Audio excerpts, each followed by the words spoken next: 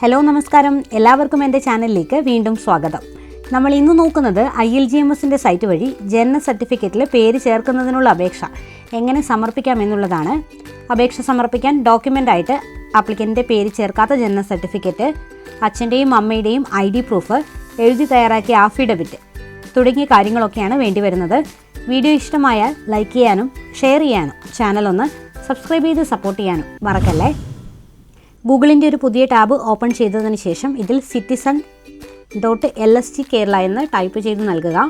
ILGMS site വഴിയാണ് അപേക്ഷ സമർപ്പിക്കുന്നത്. പഞ്ചായത്ത് പരിധിയിലുള്ള സേവനങ്ങളാണ് ILGMSൻ്റെ സൈറ്റ് വഴി ചെയ്യാൻ സാധിക്കുക. വരുന്ന പേജിൽ സിറ്റിസൺ സർവീസ് പോർട്ടൽ എന്ന ഓപ്ഷൻ ക്ലിക്ക് ചെയ്ത് കണ്ടിന്യൂ ചെയ്താണ് പ്രൊഫൈൽ ലോഗിൻ ചെയ്യേണ്ടത്. ഓൾറെഡി അക്കൗണ്ട് ഉള്ളവരാണെങ്കിൽ ലോഗിൻ ചെയ്യുക. അക്കൗണ്ട് ഇല്ലാത്തവരാണെങ്കിൽ സൈറ്റിൽ രജിസ്റ്റർ ഓപ്ഷൻ അവൈലബിൾ ആണ്. ഇതുവഴി രജിസ്ട്രേഷൻ പ്രോസസ്സ് ചെയ്തതിന് ശേഷമാണ് ലോഗിൻ ചെയ്യേണ്ടത്. ILGMSൻ്റെ വീഡിയോസും മുൻപ് ചാനലിൽ അപ്ലോഡ് ചെയ്തിട്ടുണ്ട്. ഇതിൽ അക്കൗണ്ട് ക്രിയേറ്റ് ചെയ്യേണ്ടത് എങ്ങനെയാണെന്നുള്ളത് കാണിച്ചിട്ടുണ്ട്. ഓൾറെഡി ഉള്ള അക്കൗണ്ട് ഞാനിവിടെ ലോഗിൻ ചെയ്യുകയാണ്. രജിസ്ട്രേഷൻ ചെയ്യുന്ന സമയത്ത് കൊടുത്തിട്ടുള്ള ഇമെയിൽ ID അല്ലെങ്കിൽ ഫോൺ നമ്പർ, അതുപോലെ തന്നെ പാസ്വേഡും ക്യാപ്ചയും അടിച്ചാണ് ലോഗിൻ ചെയ്യേണ്ടത്. ലോഗിൻ ചെയ്ത് വരുന്ന പേജിൽ ജനന മരണ വിവാഹ രജിസ്ട്രേഷൻ എന്നുള്ള ഓപ്ഷനകത്ത് ജനന രജിസ്ട്രേഷൻ എന്ന ഓപ്ഷൻ്റെ അണ്ടറിൽ ജനനം പേര് ചേർക്കാനുള്ള അപേക്ഷ എന്ന ഓപ്ഷൻ ക്ലിക്ക് ചെയ്തുകൊണ്ടാണ് ജനന സർട്ടിഫിക്കറ്റിൽ പേര് ചേർക്കാനുള്ള ആപ്ലിക്കേഷൻ ചെയ്യേണ്ടത്. ഓപ്പൺ ആയിട്ട് വരുന്ന പേജിൽ ജില്ല എന്നുള്ള ഓപ്ഷനിൽ ജനനം നടന്ന ഹോസ്പിറ്റൽ വരുന്ന ജില്ല ഏതാണോ അതാണ് സെലക്ട് ചെയ്ത് നൽകേണ്ടത്. അപേക്ഷകൻ താമസിക്കുന്ന ജില്ലയല്ല, ജനനം നടന്നിരിക്കുന്ന ഹോസ്പിറ്റൽ വരുന്ന ജില്ലയാണ് സെലക്ട് ചെയ്യേണ്ടത്. ഓഫീസിൻ്റെ തരം എന്നുള്ള ഓപ്ഷനിൽ ഗ്രാമപഞ്ചായത്ത് എന്നുള്ള ഓപ്ഷൻ സെലക്ട് ചെയ്ത് നൽകുക. ഓഫീസിൻ്റെ പേര് എന്നുള്ള ഓപ്ഷനിൽ ജനനം നടന്ന ഹോസ്പിറ്റൽ വരുന്ന പഞ്ചായത്ത് ഏതാണോ അതാണ് സെലക്ട് ചെയ്ത് നൽകേണ്ടത്. അപേക്ഷയുടെ അല്ലെങ്കിൽ അപേക്ഷകൻ്റെ തരം എന്നുള്ള ഓപ്ഷനിൽ വ്യക്തിഗതം അല്ലെങ്കിൽ സംയുക്തം എന്നുള്ള ഓപ്ഷൻ നൽകാവുന്നതാണ്. അപേക്ഷകൻ്റെ വിഭാഗം എന്നുള്ള ഓപ്ഷനിൽ പൊതുവിഭാഗം എന്നുള്ള ഓപ്ഷൻ നൽകിയതിന് ശേഷം സേവ് എന്നുള്ള ഓപ്ഷൻ കൊടുക്കുക. അതേ എന്നുള്ള ഓപ്ഷൻ ക്ലിക്ക് ചെയ്തതിന് ശേഷം ഓക്കെ കൊടുക്കുക. അടുത്തത് എന്നുള്ള ഓപ്ഷൻ ക്ലിക്ക് ചെയ്യാം. ശേഷം തിരിച്ചറിയൽ രേഖാ തരം എന്നുള്ള ഓപ്ഷനിൽ ആധാർ എന്നുള്ള ഓപ്ഷൻ ചൂസ് ചെയ്യാവുന്നതാണ്. ആധാറാണ് ചൂസ് ചെയ്യുന്നതെങ്കിൽ തിരിച്ചറിയൽ രേഖാ നമ്പർ എന്നുള്ള ഓപ്ഷനിൽ ആധാർ നമ്പർ നൽകേണ്ടതാണ്. അപേക്ഷകൻ്റെ പേര്, മൊബൈൽ നമ്പർ, അതുപോലെ തന്നെ ഇമെയിൽ ID അവൈലബിൾ ആണെങ്കിൽ ഇമെയിൽ IDയും നൽകാവുന്നതാണ്. വ്യക്തിഗതം എന്നുള്ള ഓപ്ഷനാണ് കൊടുക്കുന്നതെങ്കിൽ ഈ ഒരു ഭാഗത്ത് ഒരാളുടെ വിവരങ്ങൾ മാത്രം ആണ് നൽകേണ്ടത്. സംയുക്തം എന്നുള്ള ഓപ്ഷനാണ് നൽകുന്നതെങ്കിൽ കുട്ടിയുടെ അച്ഛൻ്റെയും അമ്മയുടെയും രണ്ടുപേരുടെയും വിവരങ്ങൾ നൽകേണ്ടതാണ്. ഫോൺ നമ്പറൊക്കെ കറക്റ്റായിട്ട് ടൈപ്പ് ചെയ്ത് കൊടുക്കുക. ഇമെയിൽ ID അവൈലബിൾ ആണെങ്കിൽ ഇമെയിൽ ID നൽകുക. സ്ഥിര മേൽവിലാസം എന്നുള്ള ഓപ്ഷനിൽ അപേക്ഷ സമർപ്പിക്കുന്ന അതേ പഞ്ചായത്ത് പരിധിക്കുള്ളിലാണ് താമസിക്കുന്നതെങ്കിൽ തദ്ദേശ സ്ഥാപന പരിധിക്കുള്ളിൽ എന്നുള്ള ഓപ്ഷനും, താമസിക്കുന്നത് മറ്റൊരു പഞ്ചായത്ത് പരിധിക്കുള്ളിലാണെങ്കിൽ കേരളത്തിനുള്ളിൽ എന്നുള്ള ഓപ്ഷനുമാണ് നൽകേണ്ടത്. ഞാനിവിടെ കേരളത്തിനുള്ളിൽ എന്നുള്ള ഓപ്ഷനാണ് സെലക്ട് ചെയ്തിരിക്കുന്നത്. അപേക്ഷകൻ്റെ വീട്ടുപേര്, അസോസിയേഷൻ അതായത് റെസിഡൻസ് അസോസിയേഷൻ്റെ ഭാഗമായിട്ട് താമസിക്കുന്ന വ്യക്തിയാണെങ്കിൽ അസോസിയേഷൻ ഡീറ്റെയിൽസ് നൽകാവുന്നതാണ്. വീട്ടു നമ്പർ മാൻഡേറ്ററി അല്ല, അവൈലബിൾ ആണെങ്കിൽ നൽകുക. പ്രാദേശിക സ്ഥലം, അതുപോലെ തന്നെ പ്രധാന സ്ഥലം, ജില്ല, പഞ്ചായത്തിൻ്റെ തരം തുടങ്ങിയ കാര്യങ്ങളൊക്കെ സെലക്ട് ചെയ്ത് നൽകേണ്ടതാണ്. അതുപോലെ അപേക്ഷകൻ്റെ വാർഡ് നമ്പറും സെലക്ട് ചെയ്ത് നൽകുക. പോസ്റ്റ് ഓഫീസ് സെലക്ട് ചെയ്ത് നൽകുക. പോസ്റ്റ് ഓഫീസ് സെലക്ട് ചെയ്യുന്ന സമയത്ത് ഡിഫോൾട്ടായിട്ട് പിൻകോഡ് സൈറ്റിൽ സെലക്ട് ആയിട്ട് വരുന്നതാണ്.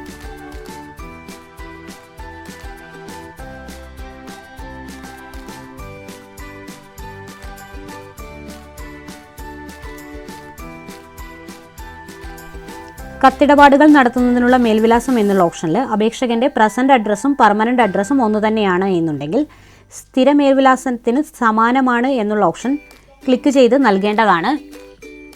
ശേഷം അതേ എന്നുള്ള ഓപ്ഷൻ ക്ലിക്ക് ചെയ്യുക.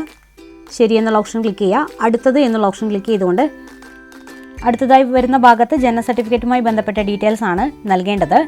Already district, local body type, local ബോഡിയുടെ പേര് തുടങ്ങിയ കാര്യങ്ങൾ വന്നിട്ടുണ്ടായിരിക്കും. പ്രൊസീഡ് എന്നുള്ള ഓപ്ഷൻ ക്ലിക്ക് ചെയ്യുക. ശേഷം വരുന്ന പേജിൽ കുട്ടിയുടെ ജനന തീയതി, മാസം, വർഷം, തീയതി എന്നുള്ള കണക്കിലും കുട്ടിയുടെ ജെൻഡറും അതുപോലെ തന്നെ കുട്ടിയുടെ അമ്മയുടെ പേരും ഫുള്ളായിട്ട് നൽകണമെന്നില്ല. ഫസ്റ്റ് ഒരു 3 ലെറ്റേഴ്സ് നൽകിയാലും മതി. നൽകിയതിന് ശേഷം സൈറ്റിൽ വന്നിരിക്കുന്ന ക്യാപ്ച കോഡും കൂടി ഒന്ന് കൃത്യമായിട്ട് ടൈപ്പ് ചെയ്ത് നൽകിയതിന് ശേഷം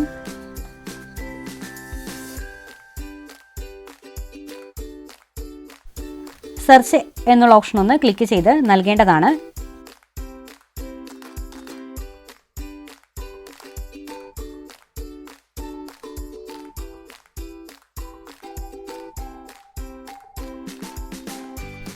ശേഷം ആ പേജ് ഒന്ന് താഴോട്ട് സ്ക്രോൾ ചെയ്യുക. ഡിഫോൾട്ടായിട്ട് അവിടെ ഡീറ്റെയിൽസ് വരുന്നതാണ്. Apply for name inclusion option ഒന്ന് ക്ലിക്ക് ചെയ്യുക.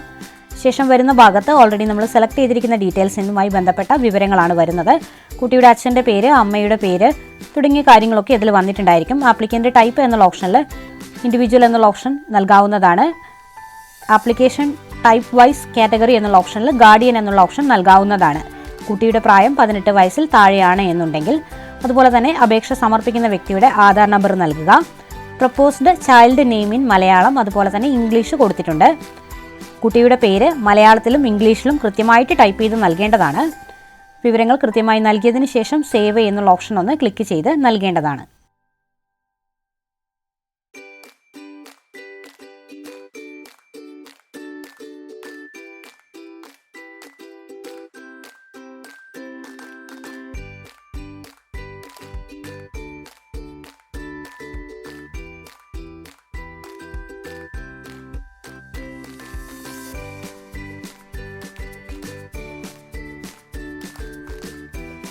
നെക്സ്റ്റ് വന്നിരിക്കുന്ന ജനറൽ റിമാർക്സ് എന്നുള്ള ഓപ്ഷനിൽ എന്തെങ്കിലും റിമാർക്സ് ഉണ്ടെങ്കിൽ അത് ടൈപ്പ് ചെയ്ത് നൽകാവുന്നതാണ്. ഇത് മലയാളത്തിൽ തന്നെയാണ് ടൈപ്പ് ചെയ്ത് നൽകേണ്ടത്. അതിനുശേഷം സേവ് എന്നുള്ള ഓപ്ഷൻ ക്ലിക്ക് ചെയ്ത് സബ്മിറ്റ് എന്നുള്ള ഓപ്ഷൻ വഴി പ്രൊസീഡ് ചെയ്യാവുന്നതാണ്.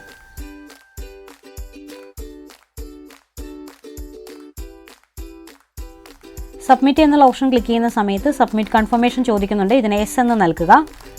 ശേഷം നെക്സ്റ്റ് വരുന്ന പേജിൽ നമ്മൾ ഓൾറെഡി നൽകിയിരിക്കുന്ന ഡീറ്റെയിൽസിൻ്റെ ഒരു വിവരം വരുന്നതാണ്. ഈ ഒരു വിവരങ്ങൾ ചെക്ക് ചെയ്ത് നോക്കുക. എന്തെങ്കിലും അപ്ഡേഷൻ ആവശ്യമാണ് എന്നുണ്ടെങ്കിൽ അപേക്ഷ എഡിറ്റ് ചെയ്യുക എന്നുള്ള ഓപ്ഷൻ ക്ലിക്ക് ചെയ്തുകൊണ്ട് വിവരങ്ങൾ അപ്ഡേറ്റ് ചെയ്ത് നൽകാവുന്നതാണ്. അപ്ഡേഷനൊന്നും ആവശ്യമില്ല എങ്കിൽ ഡൗൺലോഡ് ഓപ്ഷൻ ക്ലിക്ക് ചെയ്തുകൊണ്ട് ഡൗൺലോഡ് ചെയ്തെടുക്കേണ്ടതാണ്. ശേഷം ഈ പേജിൻ്റെ താഴെയായിട്ട് അപേക്ഷകർ സൈൻ ചെയ്യേണ്ട ഓപ്ഷൻ അവൈലബിൾ ആണ്. ഇത് സൈൻ ചെയ്ത് സൈറ്റിലേക്ക് അപ്ലോഡ് ചെയ്ത് നൽകേണ്ടതാണ്. സേവന വിശദാംശങ്ങൾ എന്നുള്ള ഓപ്ഷനിൽ അപേക്ഷയുമായി ബന്ധപ്പെട്ട വാർഡ് ഏതാണോ അത് കൃത്യമായിട്ട് നൽകുക. കത്തിടപാടുകൾക്കുള്ള മാർഗം എന്നുള്ള ഓപ്ഷനിൽ രജിസ്റ്റർ ചെയ്ത ഉപഭോക്തൃ ഇൻബോക്സ് എന്നുള്ള ഓപ്ഷൻ സെലക്ട് ചെയ്ത് നൽകാവുന്നതാണ്.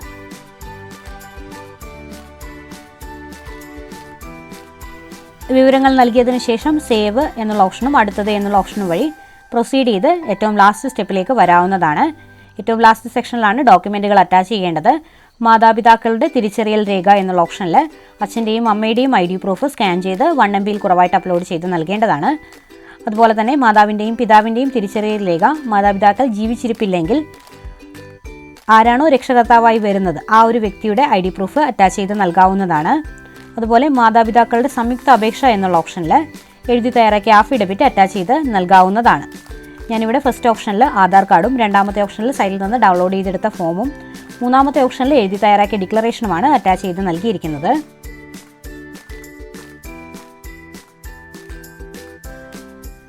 ഡോക്യുമെൻറ്റുകൾ കൃത്യമായി അറ്റാച്ച് ചെയ്തതിന് ശേഷം അടുത്തത് എന്നുള്ള ഓപ്ഷൻ ക്ലിക്ക് ചെയ്യുക. നെക്സ്റ്റ് വരുന്ന പേജിൽ ഫീ പേയ്മെൻറ്റ് ഡീറ്റെയിൽസ് കാണിക്കുന്നുണ്ട്. വീണ്ടും അടുത്തത് എന്നുള്ള ഓപ്ഷൻ ഒന്ന് ക്ലിക്ക് ചെയ്യുക. പേജിൻ്റെ ഏറ്റവും താഴെയായിട്ടൊരു ഡിക്ലറേഷൻ വരുന്നുണ്ട്. അവിടെ ക്ലിക്ക് ചെയ്യുക. സൈറ്റിൽ വന്നിരിക്കുന്ന ക്യാപ്ച കോഡ് കൃത്യമായി ഒന്ന് ടൈപ്പ് ചെയ്തതിന് ശേഷം സമർപ്പിക്കുക എന്നുള്ള ഓപ്ഷനിൽ അതേ എന്ന് നൽകിയതിന് ശേഷം ആപ്ലിക്കേഷൻ പ്രൊസീഡ് ചെയ്ത് പേയ്മെൻറ്റ് ചെയ്യാവുന്നതാണ്. പേ നൗ എന്നുള്ള ഓപ്ഷനാണ് ക്ലിക്ക് ചെയ്ത് നൽകേണ്ടത്. പേ നൗ എന്നുള്ള ഓപ്ഷൻ ഒന്ന് ക്ലിക്ക് ചെയ്ത് നൽകുക. നെക്സ്റ്റ് വരുന്ന പേജിൽ debit card, credit card, internet banking, UPI option available ആണ്. UPIയിൽ QR കോഡ് യൂസ് ചെയ്തിട്ടാണ് ഞാനിവിടെ പേയ്മെൻറ്റ് നടത്തുന്നത്. സ്ക്രീനിൽ കാണിച്ചിരിക്കുന്ന QR കോഡ് ഒന്ന് സ്കാൻ ചെയ്ത് പേയ്മെൻറ്റ് നടത്താവുന്നതാണ്. ശേഷം വരുന്ന കൈപ്പറ്റ് റെസീപ്റ്റും അതുപോലെ തന്നെ അപേക്ഷാ ഫോമും കൃത്യമായി ഡൗൺലോഡ് ചെയ്തെടുത്ത് സൂക്ഷിക്കേണ്ടതാണ്.